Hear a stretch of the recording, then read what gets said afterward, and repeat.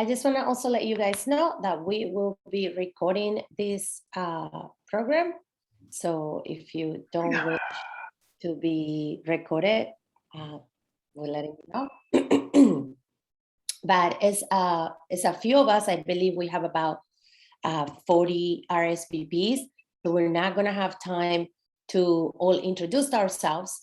But what I would like to do is if you can share your name, your preferred pronoun, where you're calling from, and what's your favorite plant, and the chat, so we can kind of get to know each other. So go ahead while we wait for more folks to come and for one more of the speakers to arrive.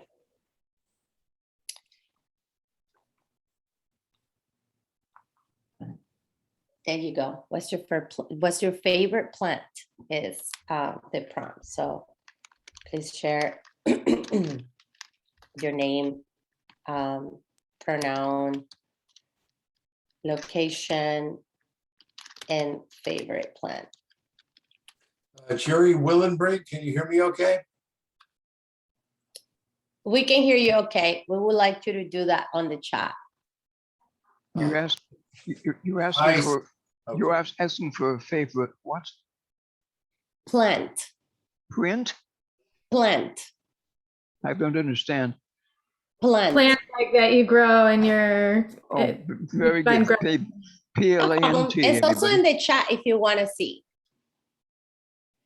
And if you're a member of the Climate Action Committee, you can go ahead and change your name, rename yourself with Climate Action. Okay, so our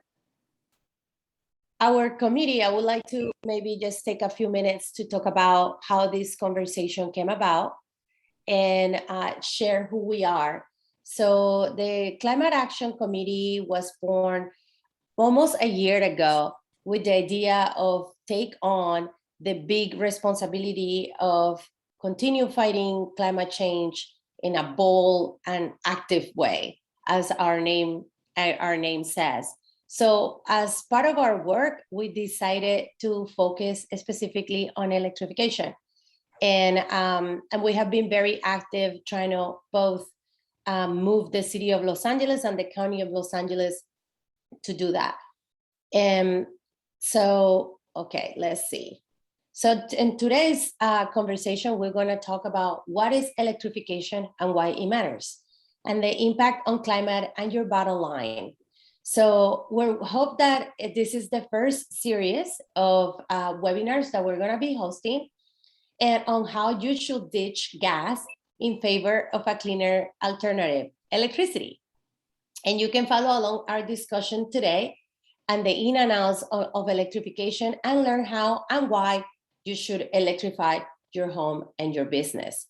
But first, before we start, introducing the speakers, I would like to do a land and a water acknowledgement. So we are meeting virtually in Los Angeles. We acknowledge we are currently on the unceded lands of the Tovenga, Chumash, and Tatavian territory, and recognize our water is taken from the Paiute territory up in the Owens Valley of Inyo County. We recognize the importance of a land and water acknowledgement out of respect for the ancestors and current caretakers of the land, but also recognize that this is the first step in a long-term process for reparations for Indigenous people. Thank you so much all for coming. And now I'd like to introduce the speakers. And again, this is a conversation that we're going to have about electrification 101. And first, I'd like to welcome Lorraine Linguists. She is a professor at CSUN, and she does a lot of other wonderful things.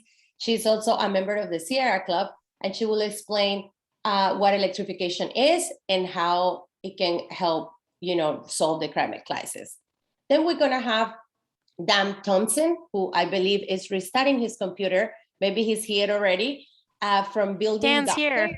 Okay, perfect. He's here. Excellent.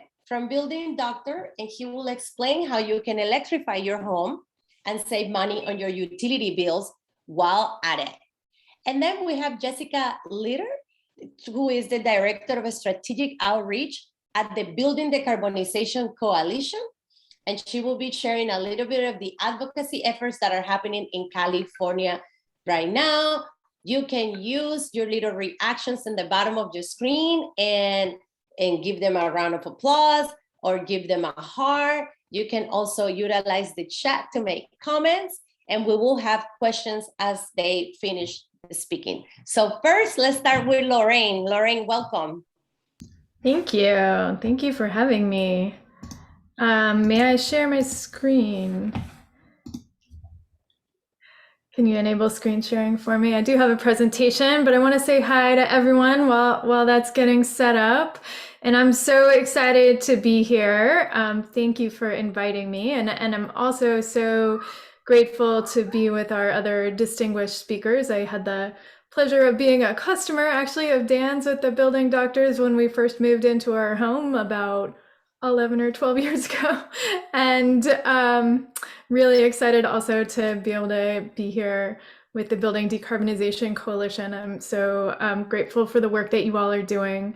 But as Auto mentioned, I teach at CSUN at Cal State University Northridge. I'm a faculty at the Institute for Sustainability over there. And it looks like I can share my screen now. So I'm going to go ahead and do that. Just let me know if you can see my screen. Does that look okay? Great, thank you. Yes. Okay, so the other two speakers here are the real experts who spend every day, their whole days doing electrification of buildings. So I'm just here basically to give an overview of how electrification fits into climate change. Looking at the people that are here, I think a lot of you know all of this information, but some of it may be new to some of you. So we just want to make sure that we're on the same page when it comes to why we would even be wanting to do this. In my background, I'm a scientist. My PhD is in physics from UC Berkeley. And as I mentioned, I'm at CSUN, but I also do a lot of other activism and even ran for office. But today I'm going to be talking about electrification. So this is like the 101. What is electrification? How do we do it? And why would we bother? So what is electrification? Well, basically, we are talking about shifting all the different places where we use some kind of fuel to do stuff over to using electricity to do that same kind of stuff. So these are some examples. Right now, most of us, or many buildings are heated with gas, not gasoline, but natural gas. And they could be heated electrically, and that is better. And we will talk about why today. If you have a water heater at your house or your apartment building, a lot of that water is being heated with gas. And that could be heated with an electric water heater. We're also talking about transportation here. I think most of our speakers are going to be focused on buildings, but electrifying transportation is also a big piece of this puzzle when it comes to solving climate change, because those fossil fuels that we're putting into our cars are causing all kinds of air pollution, as well as greenhouse gas emissions, which are warming our planet. And electrification is part of the solution to that. And you can also electrify your stoves and ovens. So basically, anytime we're talking about heating or cooling, we can shift from using fuels to do that directly to using electricity. And transportation as well. And someday even we may be talking about electrifying even bigger things like ships or planes, but those that would be something way down the line, and we may be using other things to power those, maybe green hydrogen or biofuels, or there are lots of different options for shipping. There's some fancy, cool sail technology, believe it or not, that's actually being looked at even for big major shipping containers. So we might not be electrifying those things, but that even electrification, I think, will be a part of the piece of the puzzle for smaller planes, for smaller ships, things like that. So So let's talk about the heating and the cooling part. Okay, so your heating and cooling, well, cooling we mostly do with electricity already with an air conditioner, but heating we often are doing with gas, at least in Los Angeles here. There are other parts of the country actually where heating is all done with electricity already. It's just the way that they had set things up originally in their original infrastructure. But here we mostly do gas for heating our buildings. Now there's something called an electric heat pump, which can actually do both heating and cooling, which is pretty cool. You basically just run it in sort of the opposite way to heat your building versus to cool your building, and it's very easy to do. So you can replace both your air conditioner and your furnace with an electric heat pump. This is actually more efficient than, the gas furnaces. It's safer than gas for lots of reasons, because it's less indoor air pollution, but also because gas is dangerous because, it's very flammable, and we've seen all kinds of issues with gas where there are gas leaks. There are lots of issues with our gas infrastructure. It's often cheaper to use an electric heat pump. It's quieter, and as I mentioned, less indoor air pollution. So that's just one example of the kind of thing that you can electrify. And, this is what you would replace your gas furnace with. So let's talk about stoves. A lot of folks in LA use gas stoves. Those gas stoves could be replaced with an electric option, but when you think electric stoves, a lot of people think like the old kind of electric stoves, like the one with the coil that heats up. That's not what the newest and coolest technology is. Induction stoves are what most people who are shifting from a gas stove to a sort of new generation electric stove would be using an induction stove. And this is not at all the thing that you think of with the coil, okay? The way these work, they actually use a magnetic field to cause the pot to heat up. So it's not like you heat the stove and the stove heats the pot. You're actually heating the pot directly. So the stove itself doesn't really get hot. So you do have to make sure that you have the right cookware to use an induction stove, but induction stoves are more efficient. They're actually better, according to chefs and people who are really interested in cooking well. They're better than gas stoves just because they heat things really, really fast, and they have such incredibly precise heat control. So you can really be really careful about exactly how much you're heating your food. They are safer than gas in lots of different ways. For example, you're less likely to get burned because, as I mentioned, you're not heating up a stove and then using that to heat the pot. They are safer than gas in the sense that they have less indoor air pollution, and I'm going to show a slide about that in a little bit, because we're actually finding a lot of really interesting information about just how problematic for health the indoor air pollution from gas stoves is. And of course, it's also safer than gas for the reasons I mentioned before, because of the dangers of our gas infrastructure. And I'm from the North Valley, where we have Aliso Canyon, a gas storage facility, which had major problems several years ago with a massive gas blowout. 8,000 families had to be relocated. So we as we shift off of gas, we don't have to worry about all of that kind of stuff as well when it comes to safety of our communities. Now, induction stoves right now are more expensive, but I'm sure that to buy, and I'm sure that our other speakers are going to be talking about the different ways that we can finance and make sure that we make this more accessible to everybody. But let's talk about the air pollution. It's surprising how much gas stoves create harmful levels of indoor air pollution, and we're learning more and more about this. But for example, these are some data from some studies of the NO2 in the air emissions from gas stoves. So the US EPA 1 hour average requirement for outdoor air pollution is that outdoors you have to stay below 100 parts per billion. Well, if you look at these numbers here, from baking a cake in the oven and a gas stove, the peak is at 230 parts per billion, or roasting meat 296, etc. You get stuff all the way up to 300. So you're starting to get in the realm where you might be concerned. And I also want to talk about water heaters. So electric water heaters are a great option.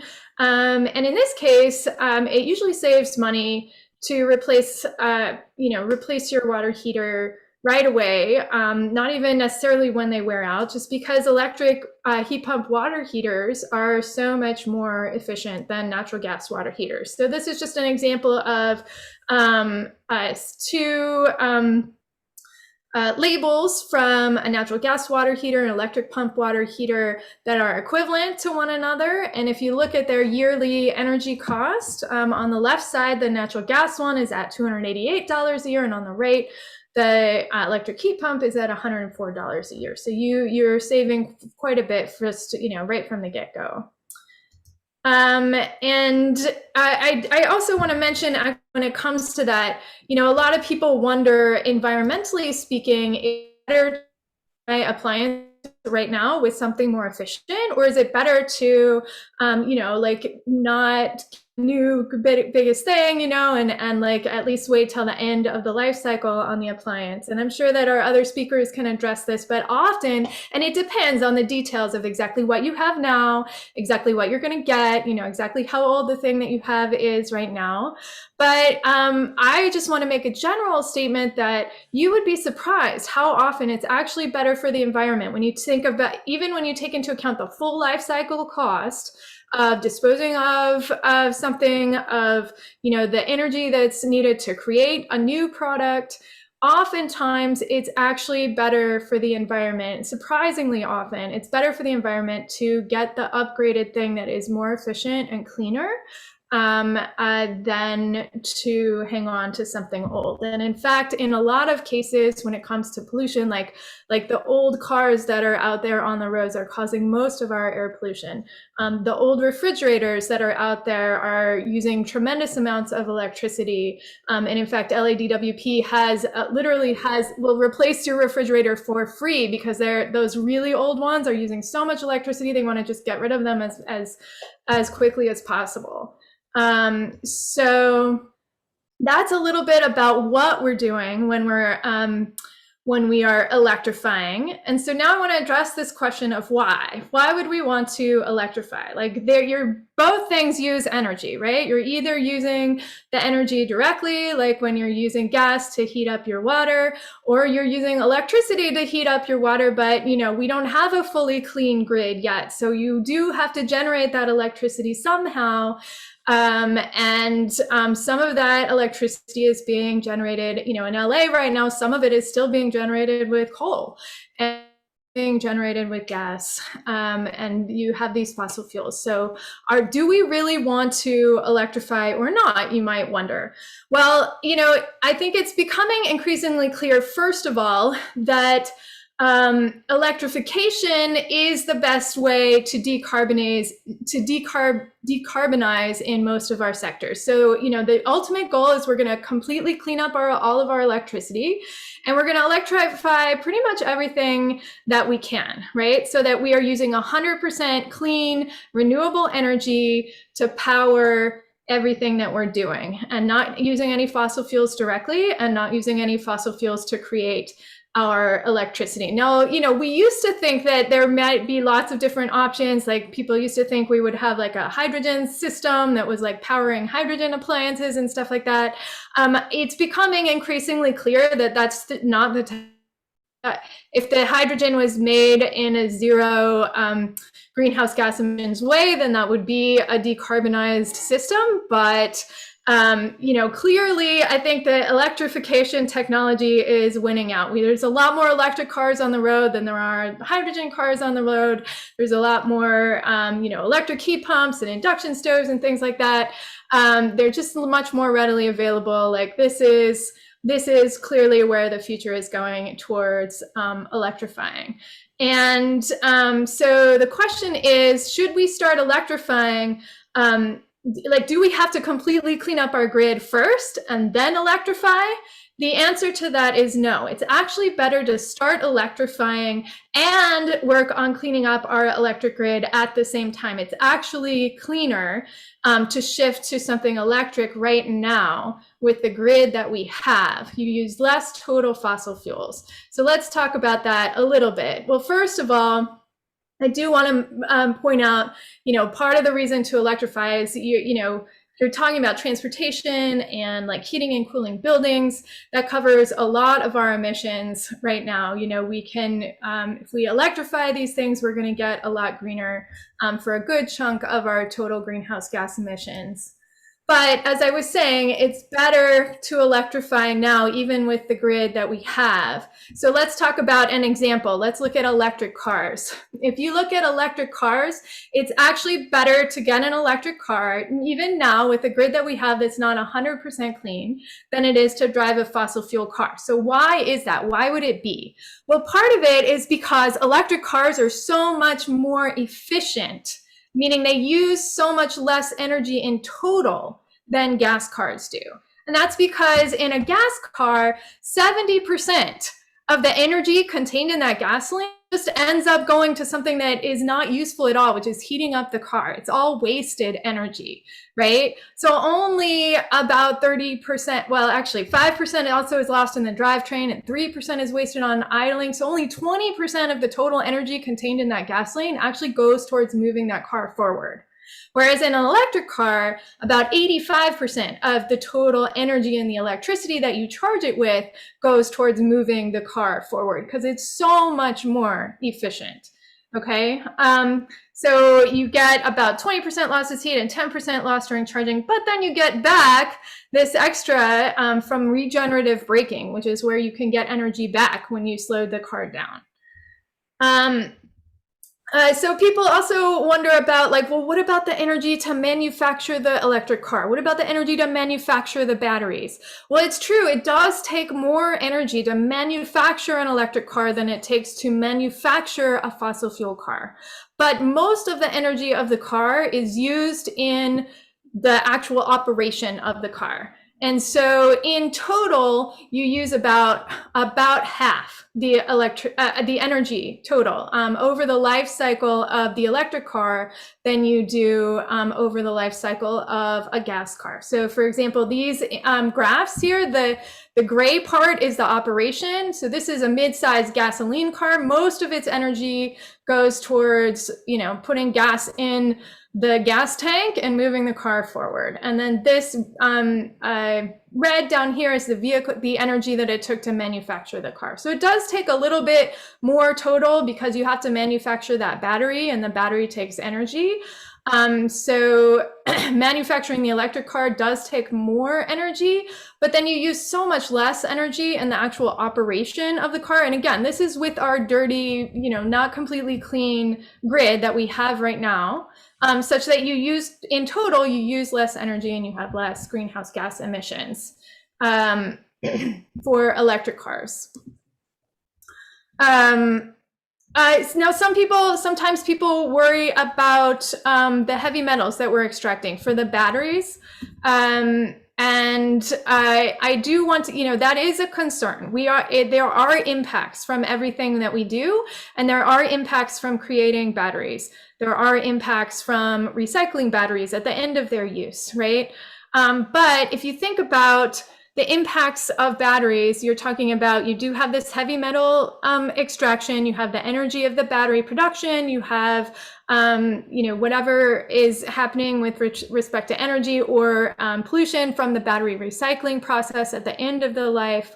But all of those things are one-time things that you do once for a battery pack that's, smaller than the size of your car, but you have all those same of impacts for fossil fuels, for oil, Like there's impacts from extracting petroleum from the source, from drilling oil. There's impacts from transporting the oil in tankers and in pipelines. There's impacts from refining the oil at refineries. And there's impacts when you actually drive the car and you have those emissions from your tailpipe.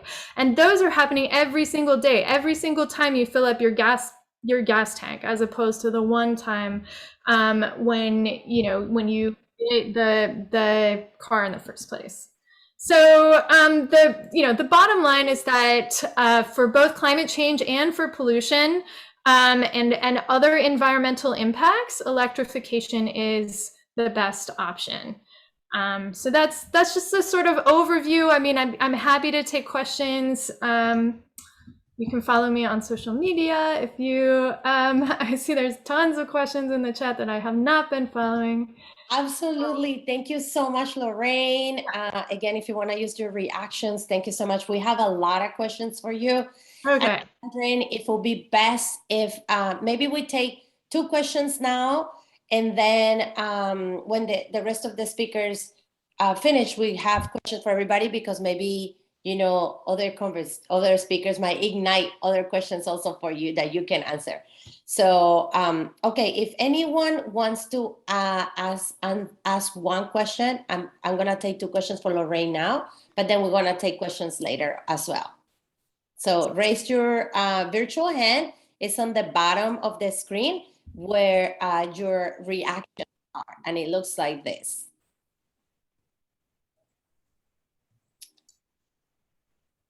And I see, do you want me to answer questions from the chat or just have people raise their hand?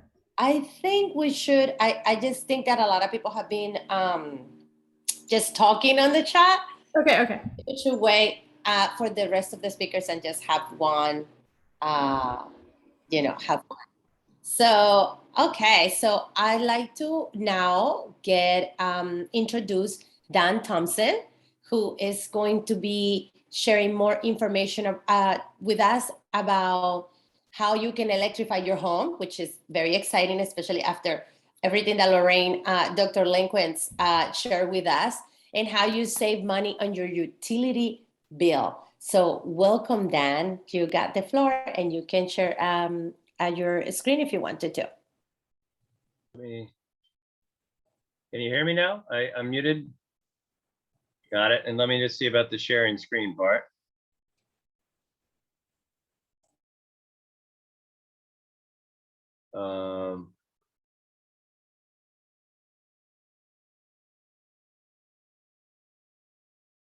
How's that look? Can you guys see the PowerPoint?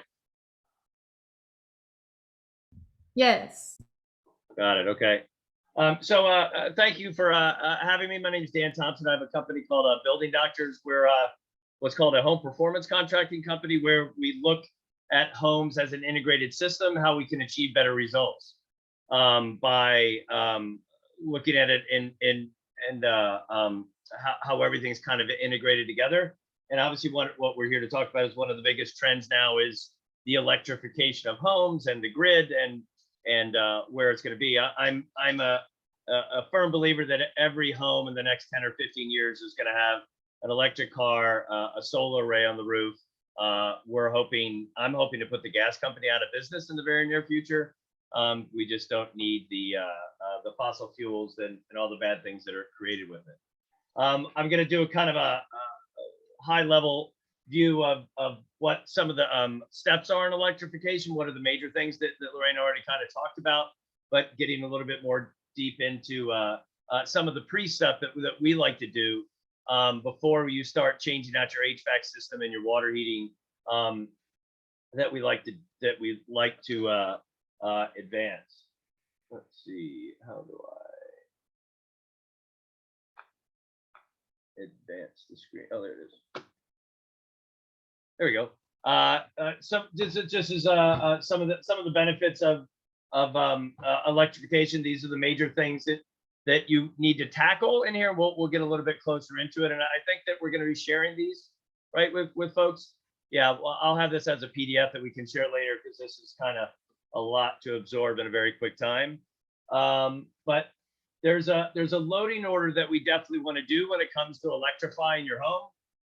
There's the first steps, which we call in doing the major energy audit, then the major systems, and then of course renewables at the end, generating the electricity up on your roof. In our first steps, we want to do an energy audit, which is something that we specialize in. Is where you come in and you do a deep analysis of what the current usage is on the home, gather a bunch of data to find out where you're losing energy, where you're wasting energy. The next step is in your panel upgrade. A lot of the older homes, we have a lot of older homes here, and it depends on your the region that you're in, but we have a lot of older homes in Los Angeles or Los Angeles proper that only have 100 amp panels, which really isn't enough if you want to completely electrify your home. LADWP, there's some stuff coming down the pike that they're going to actually help offset some of the panel upgrades that's in there. There's a current program now that you can get $3,000 from switching from a gas water heater, gas furnace to a heat pump. There's air sealing the home, which is tightening up the building shell, making sure it's not leaking out as quickly as you're pumping it in. And then insulating the home. The more you insulate your home, the tighter the building shell, the smaller the heating air conditioning systems. For example, the typical heating air conditioning contractor, for every 400 square feet of home, they put 1 ton of cooling. My company, for every 1,000 square feet of home, we put 1 ton of cooling, because we insulate the house really well, and then we make it really airtight.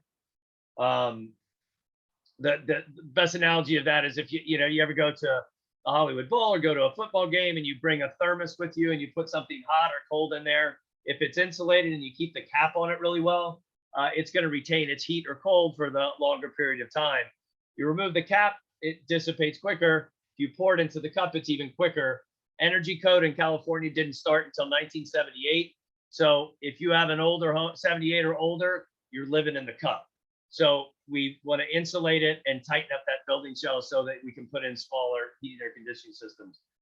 Steps that you go along for doing your panel upgrade: you got to get a meter spot done by the utility company.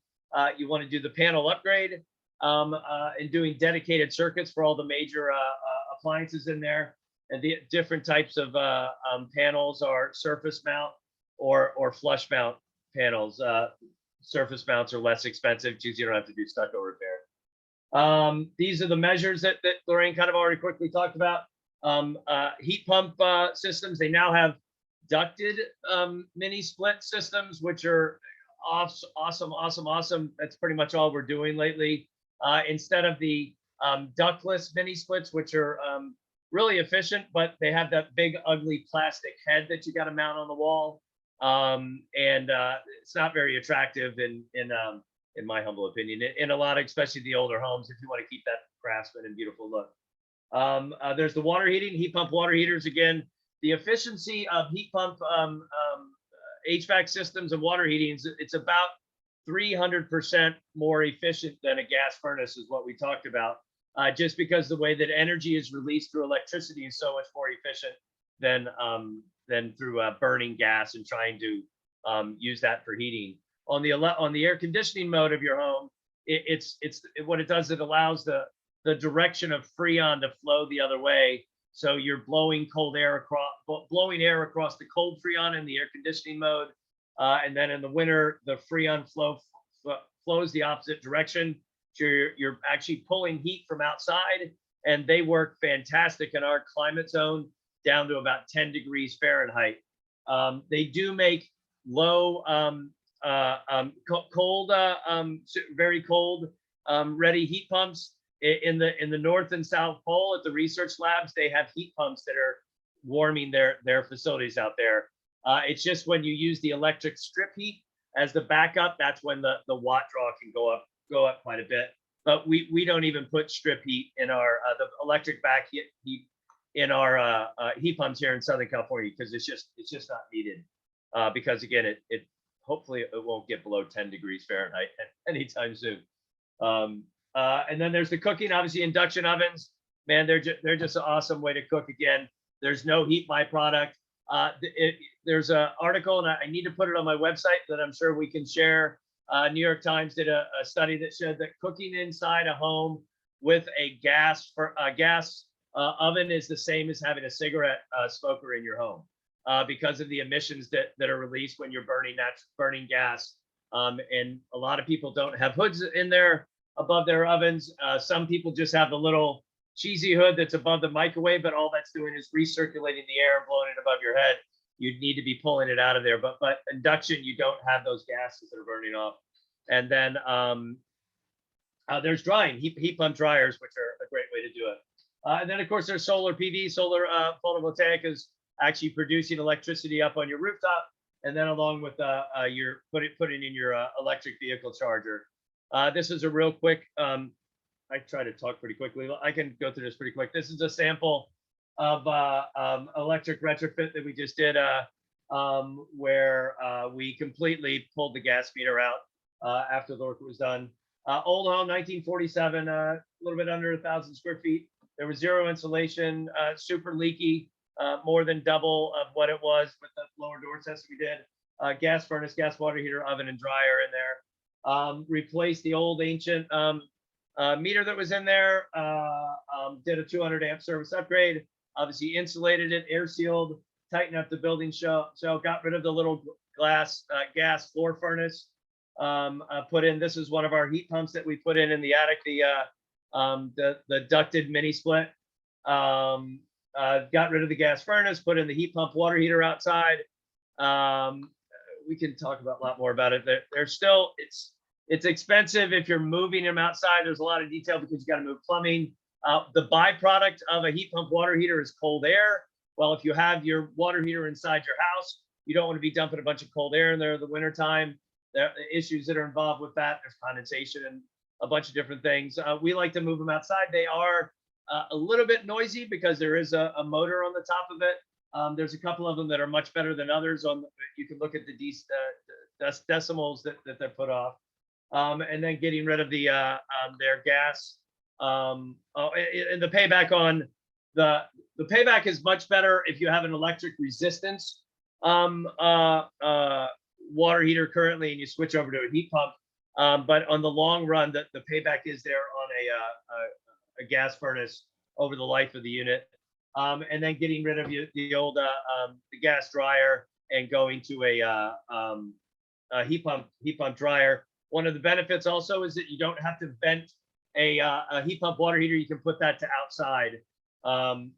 You don't have to have a vent, which is another penetration in your shell, which is good. You just got to make sure you clean the lid every time you use it.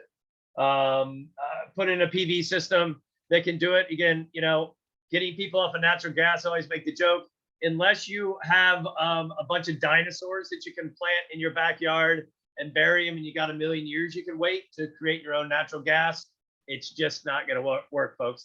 We've reached peak production of, good Lord, you guys know that about how the damage we're doing with fracking and how we need to get that retire that with the video rental business. And the EV charger, which you all know. And then before, what we do is we do a test out with that same energy audit we did in the beginning so that we can document the exact improvements that were done. It's called measured home performance. And then we like to induct people into, these are the finished stats, R8 installation, blower door test. We more than redone it. We put in a 1-ton ducted mini split in their home, zero duct leakage, dryer, electric oven. We created this thing called become a honorary member of our gas kicker, that pulling your gas meter out. And the gas company for now is let me take pictures with the guy that was taking it out. But I'm hearing rumblings that they were kind of ticked off that like, hey, what's Dan taking pictures of our guy? But I got to sign off on it. But after you're done, you have a healthier home that's more comfortable, more energy efficient, more durable, safer, with a lower carbon footprint. And it's actually more valuable as well. There's studies that show that you get your home actually value goes up by 9% when you have all these energy efficiency improvements. And that's your electrification 101 that I just ripped through. Thank you so much, Dan. I see a lot of comments, very exciting chat back and forth. So thank you so much for your presentation. I want to remind everyone that we wanted to bring these webinars to you because we want to make sure that you know that we are having a very robust and exciting campaign to make sure that electrification in a real bold way is happening here in Los Angeles and in LA County. Okay, Dan, I think I see your email. Is that your email? Well, regardless, I would like You to. can stop sharing your screen. Okay, somebody's sharing their screen that shouldn't be sharing the screen, but it's okay. Oh yeah, I think it's you, Dan. So, okay, now I'd like to introduce Jessica Latter, who is an incredible advocate. Her is part of the Building Electrification Coalition. We are also part of the Building Electrification Coalition, and I want to give a big shout out to Kim Orbe, who works for our chapter, and she sits on these meetings sometimes. I sit on these meetings sometimes. Dan Kigo also sits on these meetings sometimes. So thank you so much. And with no further ado, go ahead and take us on how we're gonna get this goal done. Sorry, one sec. Oh no. Can you guys hear me? Yes. Oh, sorry. I thought I was muted. Hello. Sorry about that. Hello, everybody. My name is Jess Leader, and I'm the Director of Strategic Outreach at the Building Decarbonization Coalition. First of all, I just want to say that I am super pumped to be here. I really love doing after work, like group advocacy discussions, because everybody is just so engaged, and it's so cool to see people come and talk about these things in their spare time. And like, this is really how we build a movement and we change things, is people like you who are taking their time, talk about their favorite plants, which I could talk about for ages, and want to hear about these developments in the energy space and everything like that. So truly thank you all for being here. Thank you, Aura, for putting this together. So my role at the BDC is really to try and talk to people about all the nerdy things we all care about that might be a little difficult to translate into, everyday conversation. So I am going to kind of give a quick overview about BDC and some of the policy work we do as well. But then I really want to take a little bit of time and talk about my bread and butter, which is the, consumer focus, and how do we move from like having this great conversation in somewhat of an echo chamber into really making this mainstream and making sure that we are getting everybody on board and getting to meet our goals. So the BDC was kind of created in late 2018, I think, to face the fact that roughly 40% of greenhouse gas emissions come from residential and commercial buildings. And the only way that we are really going to be able to tackle that is to decarbonize the building stock really through electrification. We're seeing such great developments on the EV side, but a lot of times people don't necessarily think about the fact that there is a direct gas line into their homes also, right? And there's a reason that we don't use gas lamps anymore. There's a reason that we've moved into better technologies in so many different ways. So how are we able to speak to people across the board and catalyze the market for electrification for all of the incredible reasons that Lorraine mentioned in all the great ways that Dan mentioned? So just really quickly to talk about who we are. BDC was made to kind of bring everybody together to really accelerate policy and market development for this. And I jumped the gun a bit, but here are just a few examples of some of our members. You might see some of the organizations you work for here, and if not, come talk to me, tell me. I'm happy to tell you how to become a member. But we clearly work with groups across the board, right? We work with local governments, we work with utilities, we work with advocacy groups, we work with manufacturers, we work with everybody, because this is truly a large scale effort. And the effort that we're looking at is really thinking about, what are we trying to do here? How are we really, when we're talking about decarbonization, what's the quantified value of that? And so our targets are, broken down kind of into new buildings and to retrofits. And for new buildings, the BDC has kind of set this target of 2025 zero emissions for residential buildings and 2028 in commercial spaces. But new buildings are only one part of the discussion. And then there's also retrofits, which we're looking at this phased out approach where 20% of GHG reductions from the building sector in 2025 to 100% in 2045. And this is the only way that we are going to meet California's emissions goals, right? We need to do this. And one of the main ways we're going to be able to do this is just increase the share of electrification appliances in buildings. And so you'll notice in the bottom here that we're looking for the share of high efficiency heat pumps for space heating and for water heating to increase, 1% and 5% in 2018 to 50% in 2025 and 100% in 2030.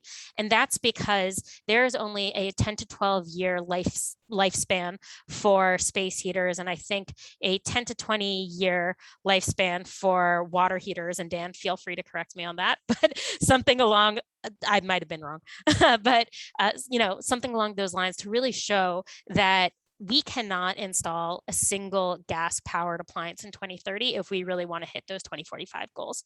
One of the coolest things about the BDC and the fact that we have been able to get all of these different stakeholders together to have this discussion is that the manufacturers have actually agreed to this. So the huge guys who are building this, they said, if we're able to catalyze the market to the place where it needs to be, they are 100% on board with fully electrifying all of their appliances. So in order to really do this, and in order to meet these numbers and support these manufacturers, we have very specific goals. So the first goal is to really just build awareness. Second is to make sure that people are actually getting value from those decarbonization measures that we want to put into place. The third is making sure that we provide a better value to builders and contractors than fossil fuel itself. And then fourth is making sure that the supply chain can meet this rising demand. And the fifth is really to align policy to meet all of these goals. And there's a lot of really incredible stuff that's being done on the policy end right now, not to mention the value that Sierra Club and other advocacy groups are bringing to the table.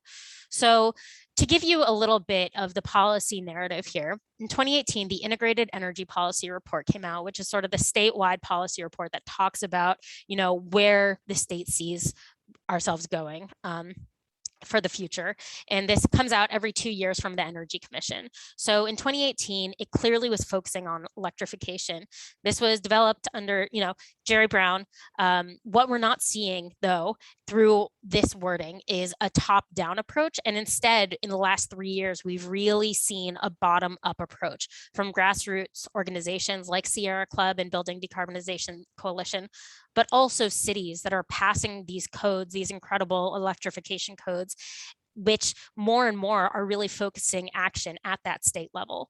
So here is, just an example of a few of the cities that have passed these REACH codes to electrify, and they do it in a variety of ways. Some of them are all electric codes. Some of them are no new gas line mandates. There's a lot of different things, but this is actually only a fraction of it. This slide needs to be horrifically updated, I'll be honest. But just this week, Encinitas became the 50th local government to pass an all-electric code, which is so cool. And there are 25 more in the works, specifically in Southern California.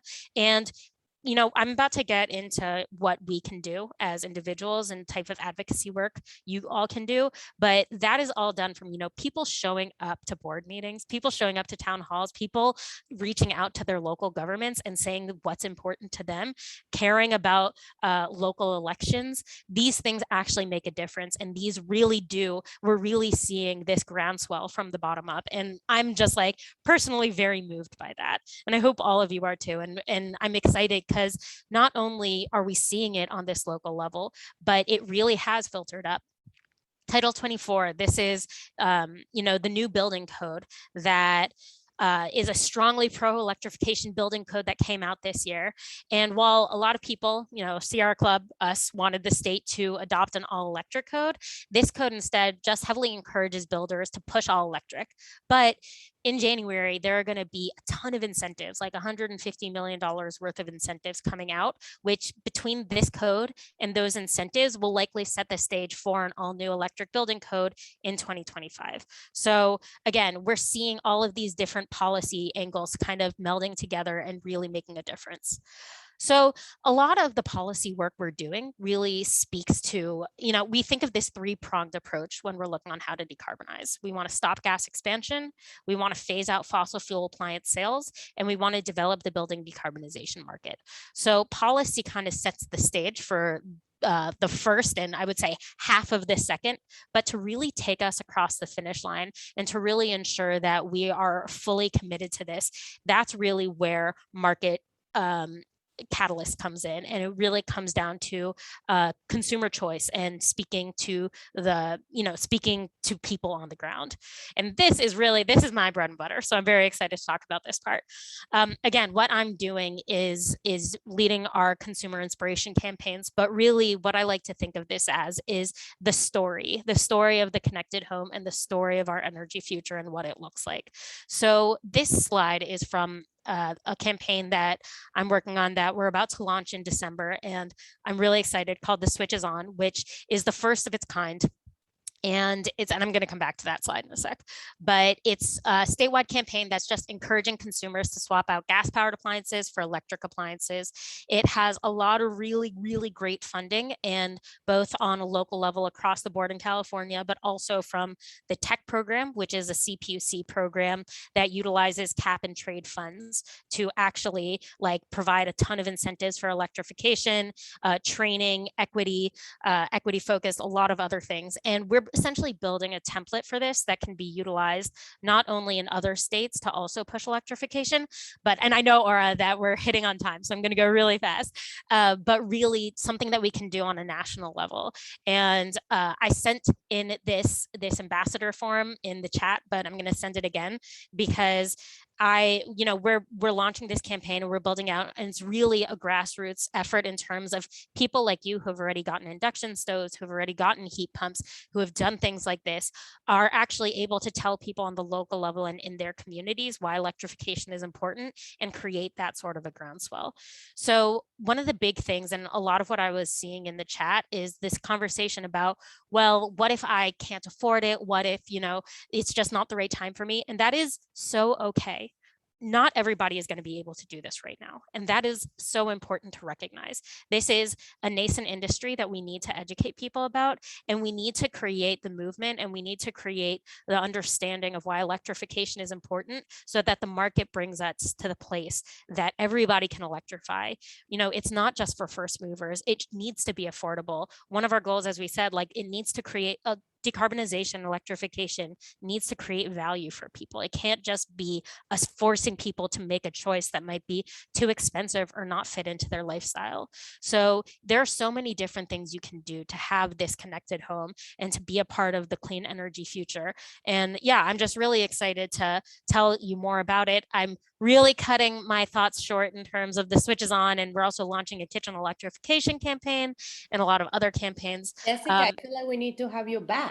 I would love to come back. I really I could talk about this for probably too long. My husband and my coworkers are all very sick of hearing me talk about it. So thank you very much. And yeah, I really look forward to sharing more.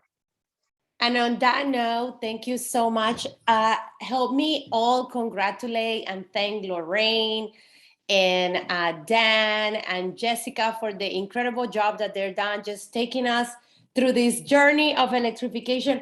I know it's not the most sexy topic to talk about on a Wednesday evening, but I hope that this conversation ignited something very electrifying in you, and that you can join us at our next Climate Action Committee.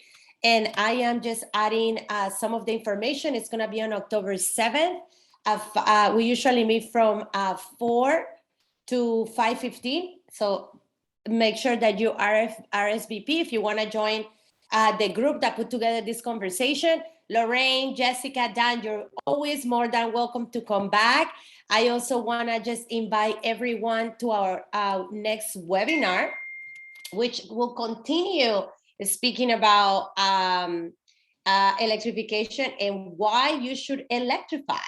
So I'm adding also the link here. But before everybody gets too excited and leave, we got to take a picture, because I want to make sure that this webinar is, of course, is recorded, and we're going to share it with all of you. But get ready, turn on your camera.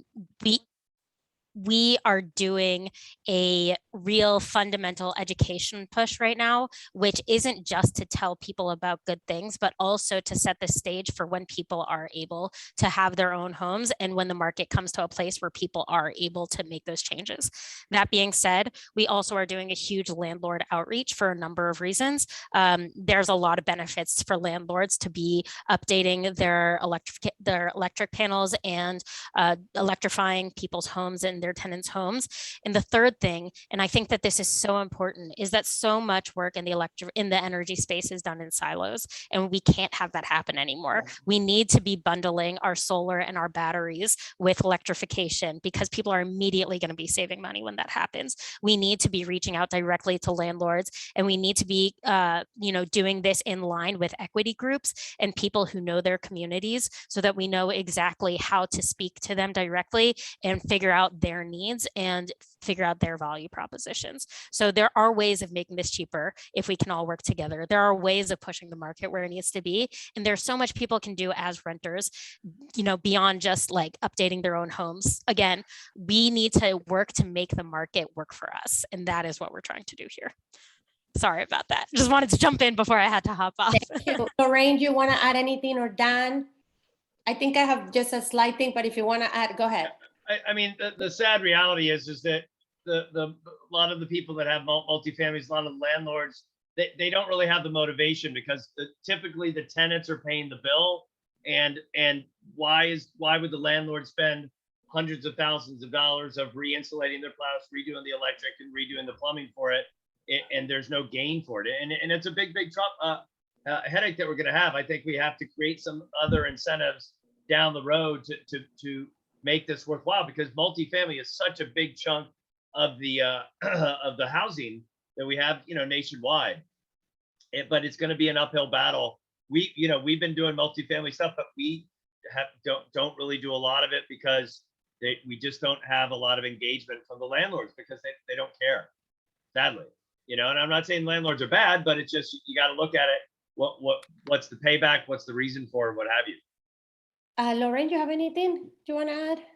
Yeah, I mean, I think honestly, so much of the climate crisis, of addressing the climate crisis, comes down to this issue of financing, essentially, because all of these things save us as society money in the long term. I mean, like, with electrification, it's some very direct things. Like it may, even like as a homeowner, like it costs more to replace the appliances, but then it saves me money in my utility costs because it's more efficient. So even just for single families, homes, you need financing.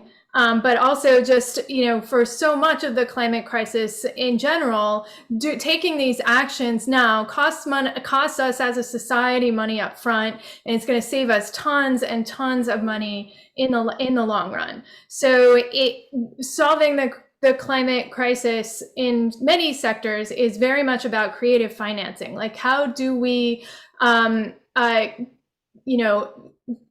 create the incentives and the pay structure of these systems properly, so that the savings are reflected for the people that actually need to have those savings. So like Dan was talking about, right now the incentive structures are all wrong for renters, because mostly the renters pay the bills and the landlords have no incentives to make these changes. But we can change that as a society. We can create policies, right, that give the land, that, either force landlords to do it or gives them the monetary incentives to make the changes in their buildings, and make sure that both the costs and the savings are distributed in the right ways.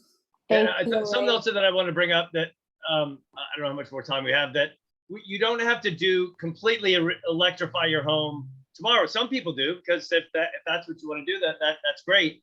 But as your water heater goes out, switch it out. Don't throw away a 2-year-old water heater if you don't need to, and you can do it in phases. Yeah. I think the issue that Yvonne is pointing to is that a lot of us that are renters, a lot of us that maybe are low income, a lot of us that live in area with landlords that we can just. I also have a gas stove, and you have no idea how much I want to change it, but I have to get my landlord. So this all goes to say that in this committee, this is exactly what we're trying to do.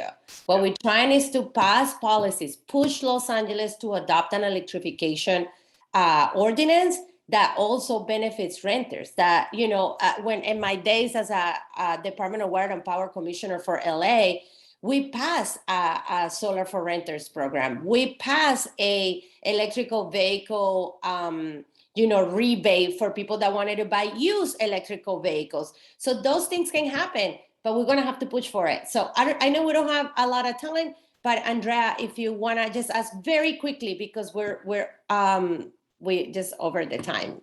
No, I know. And thank you for, this has been absolutely amazing. And I did have Dan in my house to give me an estimate last year. And the rebate from DWP today is only like $500. So when I heard 3,000, I was like, okay, I might be able to actually go through with it. So I just wanted more information on that. And just real quick, Repower LA is working on electrification for LA, and that would include renters. So if you want to attend those meetings, the next meeting's tomorrow at 1 o'clock.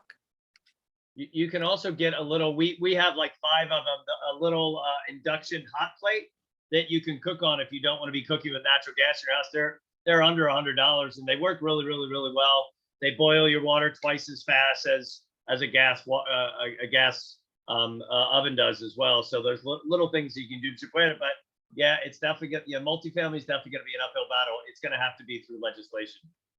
Thank you so much, everyone. I really appreciate your time. We're going to send around the video. We're going to send around the pictures. Please join our next meeting. I added some of the information on the chat. It's next week. Well, it's kind of like in 10 days, but we'll see you there where we can talk about all these things. This is extremely important. Our next webinar is also in October, and it's also around electrification. So all of you are welcome. I want to give a big, big thank you to everyone in the Climate Action Committee. Thank you guys for just bringing this idea to life. Thank you, Kim, for putting all of the back end stuff together. Thank you to the speakers, and thank you to all of you for attending, because to change everything, we need everyone. So have a good night, and I'll see you guys in the next one. Bye. Thank you. Yeah.